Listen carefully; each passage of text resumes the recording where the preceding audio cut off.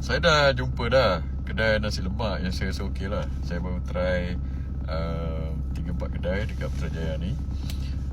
Yang siapa nak yang nasi dia okey, dan lauk dia pun fresh lah. Dekat Precinct 8 tu, dekat bazar tu, itu okey.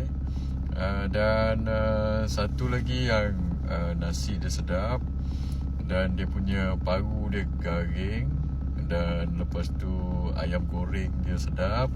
Itu dekat flat hijau lama tu. Flat hijau sekarang dah tukar jadi warna kuning depan Bonggol tu. Itu Kak Yam punya kedai. Itu sedap. Nanti saya akan try yang lain lah. So pagi ni sementara tunggu saya beli kopi ni, saya nak cakap sikit lah pasal kes NFA, No Further Action, Datuk Seri Zahid Hamidi, Timbalan Perdana Menteri. So bila diumumkan semalam, tiba-tiba kes 47 kes itu jadi No Further Action lah. Dan saya tengok ramai netizen, rakyat, memang apa orang kata tak puas hati, ataupun apa orang kata, memang ini mereka rasa macam tak betul lah benda ni sebab tu tengoklah daripada komen-komen itu. Dan saya lihat macam ni, sebabnya adalah kerana Datuk Zahid ini bukan dibebaskan after full trial di mahkamah, tau. Macam Datuk Najib lain, dia full trial pergi ke mahkamah sampai ke peringkat habis.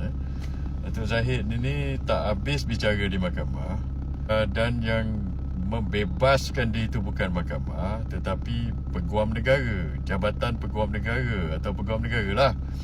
So di mata rakyat ini yang menjadi masalah kepada orang-orang kerajaan, penyokong-penyokong kerajaan madani yang tak faham ini.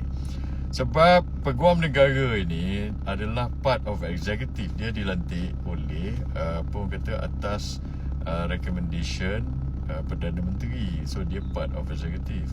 So kalau dia bawa kes, dia dakwa, lepas tu dia boleh kukuh, dan dia part sebahagian daripada pentadbiran. Dia bukan dalam kehakiman, dia bukan hakim, tapi dia yang membuat keputusan untuk menggugurkan kes atau membebaskan atau memberi no further action dan sebagainya. Ini yang menjadi masalah di mata rakyat, terutama apabila kes itu melibatkan high profile Presiden Parti dan juga timbalan Perdana Menteri yang ada kuasa atau pengaruh politik.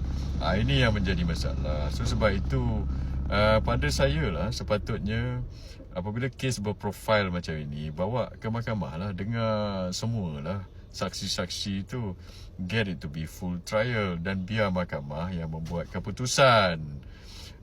Tapi bila kamu sendiri yang buat keputusan, kamu kata oh ini semua tak boleh pergilah, kita gugur lah. Memanglah ikut undang-undang kamu ada kuasa itu, tidak ada orang persoalkan itu.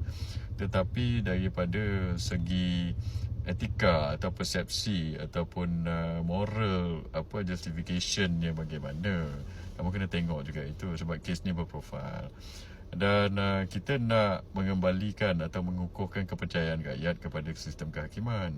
Tetapi kalau kamu yang bebaskan tanpa full trial, tanpa pergi ke habis panggil semua saksi, ini yang menjadi